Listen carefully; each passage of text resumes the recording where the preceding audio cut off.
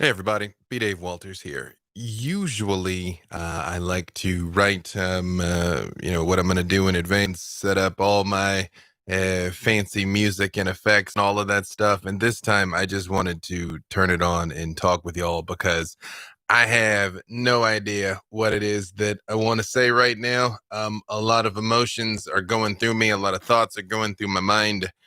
And so let me just kind of lay on you what all's happening. Um, I will try to limit my language in case there's young ears in the room, but there's inevitably going to be some times that I kind of have to call a spade and use some colorful language. So I will try to stay family friendly. I don't know if that's possible. um Man, this latest wave of protests and riots and unrest around the George Floyd. Yesterday, even the days before, many people were asking me, like, "Are you okay? How do you feel about this? This is terrible," which always comes up around these sorts of things. And at the time, I was like, "Sure," because unfortunately, I'm used to this. I shouldn't be used to this, but I am. Um, this has been going on for decades, centuries. It's been getting caught on camera for years. I wrote a lot in 2016 around the deaths of Alton Sterling, Philando Castile. Too many names to name now, unfortunately. Um, hey, we got some chat here. So yeah, feel free to talk. And hey, Patch, good to see you. I can see your comments there. If trolls come through and say some nasty stuff, they're going to get rinsed, but you know how that is, because I still am what I am. So yeah, feel free to talk to me. I'm not trying to have this just be like a one-way thing here of me preaching to you guys. Um, but yeah, I wrote extensively about that. I wrote a series of articles called Dear America from a Black Guy on BeliefNet, and I posted them on my Twitter. If you Google it, I'm sure you'll find it, where I laid out extensively how I felt about all of this. And 140,000% of everything I said in those articles is still completely true. But I do want to say something else here, that this has come up a couple of times today, where I've had people talking to me in within the framework of wanting to apologize, like, I'm sorry that I'm white, or I just feel like it's not my place to say anything or anything like that. First of all, to my white brothers and sisters, if you have not engaged in any sort of overt or covert racist activity, you got nothing to apologize for. There's nothing wrong with being a Caucasian at all. There never was. Okay. I think what people are asking for, what most reasonable people that are acting in good faith are asking for, is just to be aware of the privilege that comes along with being white in America, especially being a white male in America. And that privilege is undeniable. And I realize a lot of times people get very defensive about this, which I never understood. For those of you that don't know me, I'm 6'9". I'm 270 pounds. I have extensive martial arts training. I can handle myself. I can take care of myself. I can take care of people around me. Literally nothing I did except maybe drink a lot of milk contributed to me physically being what I am. But the fact is, that crap's advantageous. I can reach high stuff on shelves. I can run fast. I can kick high. I can hit hard. Those are privileges that I was just born with, that a person half my size does not have. Does that make me better than them? No. Should I feel guilty about that? No. But if I'm like, oh, yeah, I can dunk because I worked hard. How dare you say I can dunk because I'm nearly 7 feet tall? Yeah. Okay. Yeah. So you got to be aware of that, be mindful of that. That's all anybody is really asking for. Again, anybody that is acting in good faith. Don't get me wrong. Plenty of people are out there spreading very damaging, very hurtful, very divisive messages. But I think anybody who's being reasonable is just asking you to be mindful of that. And when people are telling me, I feel helpless, I feel like I can't do anything. Well, one, I'm glad that you feel that way, because that is how almost all people of color that you know feel all the time. That you're like, I feel so helpless. I feel so powerless. I'm so scared. And I see all of this violence and injustice, and I don't know what to do. And I'm like, yeah, okay, you literally join the club. You're one of us now. Great. But the thing is, that awareness brings empathy. And empathy is power. When in what you, it is your obligation, and I do mean obligation, as a productive member of society, is to use the times that you have some privilege and speak truth to power. I'll give you a very different example.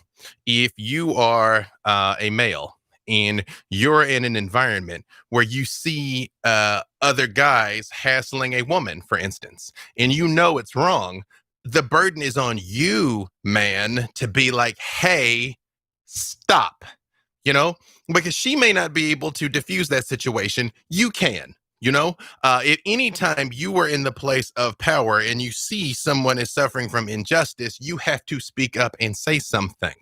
You know, that is speaking truth to power. That is also, if you've ever heard a phrase about you don't punch down, if you've ever heard where this comes from, it is in the Marquis of Queensberry rules of boxing. You know, the old 30 style boxing. If you've hit someone and they're on their knee or they're doubled over, you don't punch down on them. It's ungentlemanly. It's unsportsmanlike. That's where that came from. And when you're in a position of power and you stand there and you choose to put your foot on someone else's neck, you are a part of the problem. And the challenge that we're running into, and what we're seeing now a lot, is it is easy to lose sight of when you are doing that. It is like you see this situation with in Central Park, right? With Amy Cooper, which seems like it was like a month and a half ago. Yeah, that was like a week. That was like 5 days ago, like a week, right? When you saw how quickly she switched to, I'm just going to call the police. An African American is threatening me, and she knew what to do and she knew what to say. And in a different set of circumstances, she could have gotten that guy killed. Killed. And one of the things that some, again, bad actors were pulling out is they were like, ooh, well, she's a liberal. She donated money to Obama. Look, man, yeah, just the fact that you voted for Obama doesn't mean that you can't be a racist, okay? Just the fact that you've got black friends or Latino friends or Asian friends or whatever, I can't be against X group because I've got X group friends. Just let me just give you, here's a pro tip. Here's a pro tip. If you're ever trying to rationalize your behavior as, but I know people like that, you are in fact an asshole. You just are. I can't be a misogynist. I love my mom. What? You know, one's got nothing to do with the other, man. One's got nothing to do with the other. Okay. And I was just sharing this example with some people that I know, or that I was on a call earlier.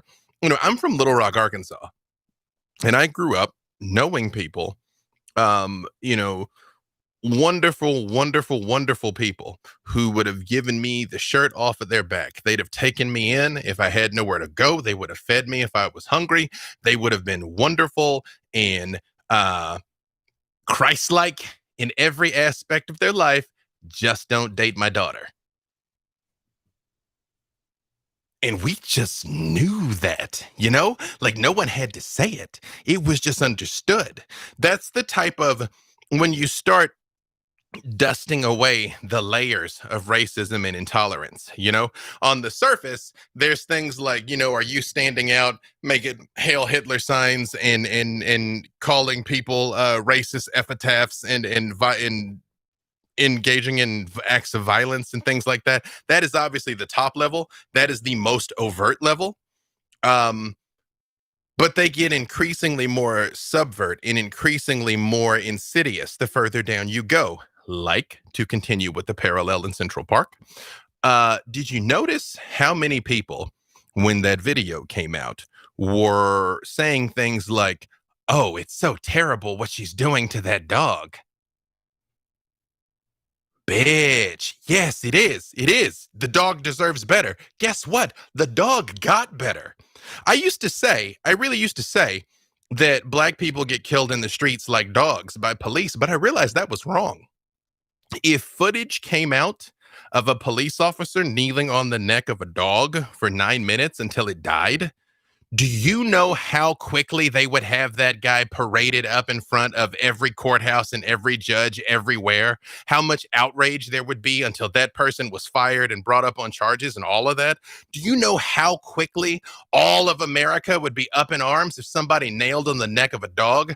If a police officer shot a dog in the street and stood there and watched it die, do you think there would be a single video anywhere of, well, the dog did try to bite him? The dog had a history of being involved in dog fights. It bit someone else in 2016. The dog was very threatening and the officer didn't know what to do. No, no.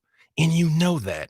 You know that. How many I can spend the rest of the night posting videos of uh like the guy in New York, a white guy with an axe attacked the police. Nobody shoots him. No tear gas, no rubber bullets. They talk him down. Nonviolent de-escalation. Was it Dylan Roof, the guy that killed all those people in South Carolina, got walked out with a flak jacket on, and they took him to Burger King before they took him to jail. Brock Turner rapes a girl. Prison is too harsh for such a promising athlete. Philando Castile was in his car at a routine traffic stop. Freddie Gray, Sandra Bland, like I just go down the list. The dude in Central Park that got shot in the back from 30 feet away because the police officer felt threatened. Well, a couple of things. It might seem like I go in different places with my message here, in that I don't look at the police as a monolith. Police are human beings. You may or may not know this. I worked in the insurance business for a very long time. And one of my main clients was both the LA County Peace Officers Association. So I did insurance benefits for a lot of the police that are in the street right now. I actually know them. And in Atlanta, Fulton County government, the sheriff's department. So I know a lot of these people, and they're human beings. It is a difficult job. It is a thankless job. A lot of cops are suffering from undiagnosed PTSD, by the way. We think of it with soldiers, and we don't think of it as enough with soldiers, but the constant stress that police are under do wear them down. And like people, they can fall apart over time. The problem is there's a lot of murdering assholes, and systemically those people are protected. That's the problem. I mean, and I tell you, I've got 2 young kids, and I've been put in a very weird situation that I've had to think about this quite consciously over the past years as I was trying to raise them to be contributing members of society. And I made a conscious choice I have raised them to be like, if you're in trouble, find a police officer. If you're lost, find a cop. A police officer will help you. The police are your friends. When the police drive by, I would have the girls wave at them and stuff. Because honestly, I did that stuff on purpose. Because 2 reasons. I can hope and pray that when they're old enough to see this situation with a little more nuance, maybe things will be different. I'm looking outside right now. I don't know, but maybe. 2, when they're older, I can explain to them the difference in all of this situation and some more of the nuance that's involved. But 3, where I live is not very big, and I am very big. And I want the cops to have memories of seeing me smiling and waving with my 2 cute little girls smiling and waving. Because if I ever get on the wrong side of them, quite frankly, probably through no fault of my own, I want them to have those memories. So how messed up is that, though? How messed up is that I'm in a place where I have to weigh, do I even teach my children that these people are your friends, or are they your enemies? I don't know. Now, full disclosure, where I live, and I live in Burbank, California. That's not a secret. I have never had a bad run-in with a cop in Burbank, California. I haven't. Knock on wood, please, y'all, please. Knock on wood. But I've had plenty of bad run-ins with cops in my life. Plenty. And the only reason, honestly, that I got off as easy as I did is when I was growing up, the sheriff in Little Rock had the same last name as me. So there was plenty of times I got pulled over. Sometimes I was doing it. I was young. I was speeding. I don't deny that. But, not always. Not always. And they would pull me over, and they'd look at my ID. And at the time, I didn't understand it. Eventually, I understood it. Like when I started driving when I was like 16, I didn't get why I'd get this like sudden shift in tone after they'd seen my license. And eventually, I found out that's what it was. And so I think there were situations that probably would have been worse for me, that they couldn't be quite sure if I was the sheriff's son, was I the sheriff's nephew, was the sheriff a cousin? And so they'd kind of err on the side of caution, and they'd be cool to me. But guess what? I have to acknowledge that that was a privilege. I'm not going to tell you that it's like, no, that had nothing to do with it. Yeah, it did. It did. It did, and probably kept me alive. And it's messed up that that has to be that way. So now with this current bit of unrest, it's wild. And I don't know what is going to happen. I really don't, y'all, because the idea is, hopefully, you see the demonstrations of widespread disapproval, because on one level, what can Los Angeles do? What can Atlanta do about a crime in Minnesota? But that's not the point. The point is you have to show that there is enough widespread disapproval that theoretically something comes from the top down. The problem is we all know nothing's coming from the top down. But hopefully, maybe we're in this era now of things getting recorded and just there's no consequences. And you want to know something scary, y'all? Let me tell you something. This is the truth. Remember how the story always was, well, he must have done something. That guy that got killed by the cops, he must have done something, right? He must have not cooperated. He must have been acting aggressive. The cop must have been right. Black people used to do that too.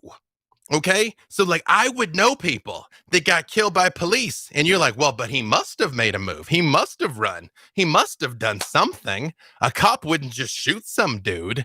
And then here comes video after video after video. There was the guy in North Carolina a couple of years ago, and I hate the fact that I don't remember all of their names, because one, there's too many people to remember all of their names, and I had to kind of put it in a different place in my mind, or I'd just be mad all the time. And I try not to be that person. I try to focus on solutions. I try to build bridges. I keep consciously telling people that human beings are innately good. And I always say that. But man, it's gotten hard, y'all.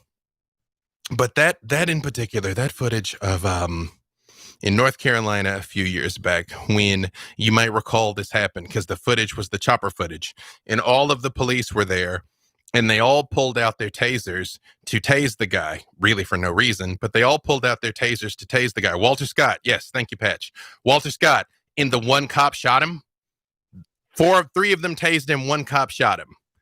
And they stood there and watched him die. They didn't help. They didn't go and try and apply pressure. They didn't call for an ambulance backup. They didn't do anything. They stood there and they watched him die.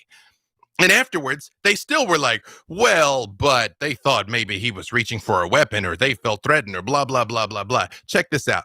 If you're standing there with a flak jacket and a 9mm from 30 feet away drawn, and you feel like a 50-year-old overweight man who is unarmed is threatening you, maybe you're a fucking coward.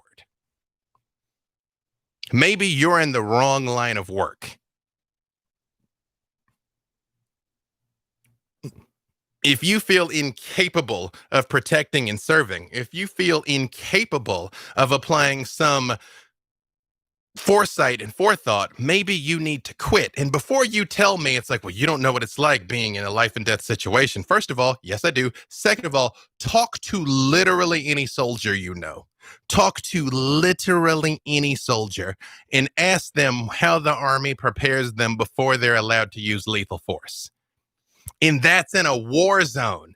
In a war zone. soldiers have to go through a mental checklist of factors before they're able to use lethal force that civilian police don't have to do. And that's messed up.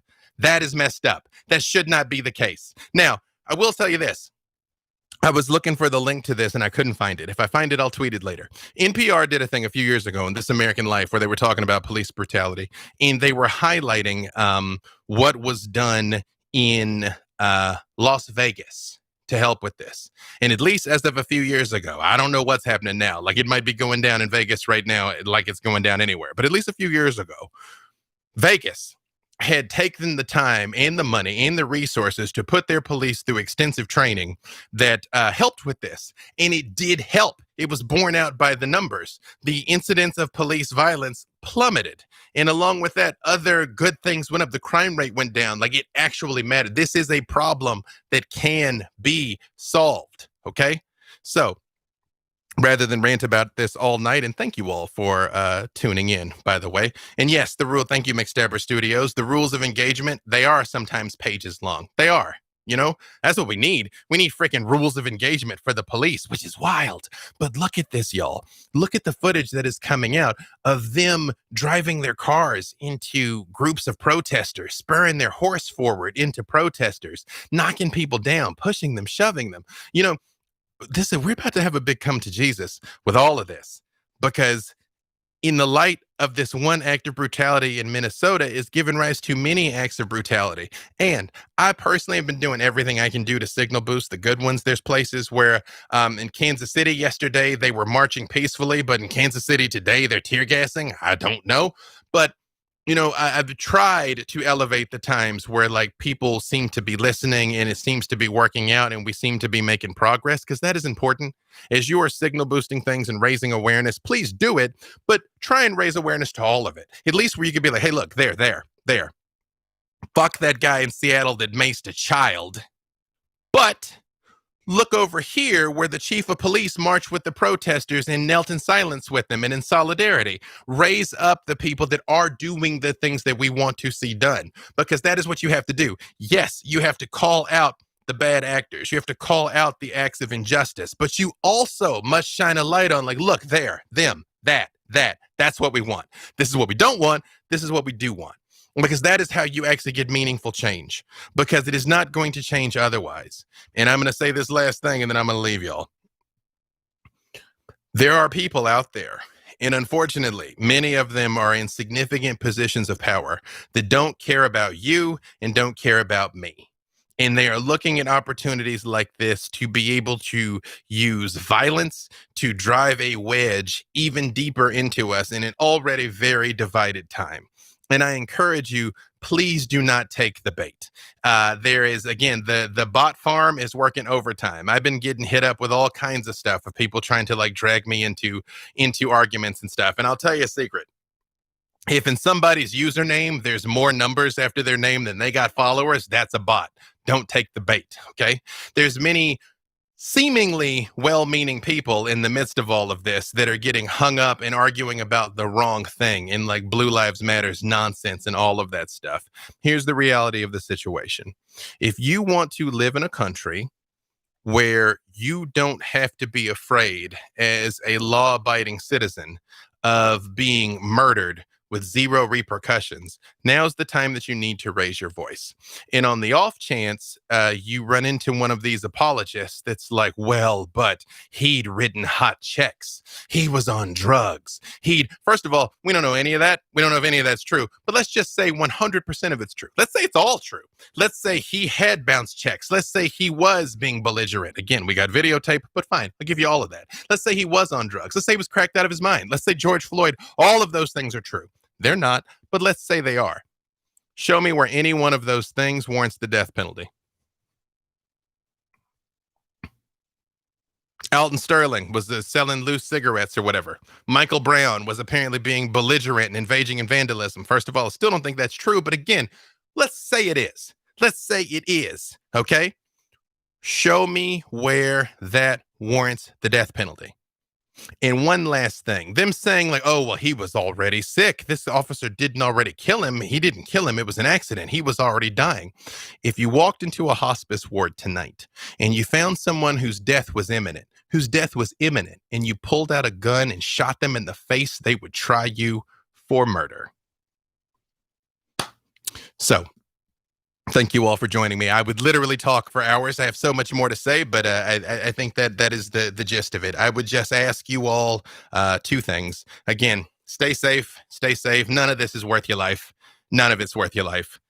And signal boost what you do want to see as well. Keep calling out the injustice, because as you can see, that is the only way we will get even the slightest semblance of justice for these people who have been killed, and maybe make somebody think twice in the future about what they might do, but also call out the people that are doing it right. Call out the politicians that are acting appropriately and reasonably. Call out the police that really are trying to make a difference. They are human beings. A lot of them are deeply, deeply, deeply fucked up. But remember, not all of them. Not all of them. And we have to build on the behavior that we want to see. So stay safe out there, y'all. I love you all. At B-Dave Walters on Twitter. My DMs are open. If you don't know what to do, hit me up. Signal boost. If you can, donate to charities that that are in line with, how you feel. And we're going to get through this. And in the meantime, I love you, and I'll see you soon. Okay, bye.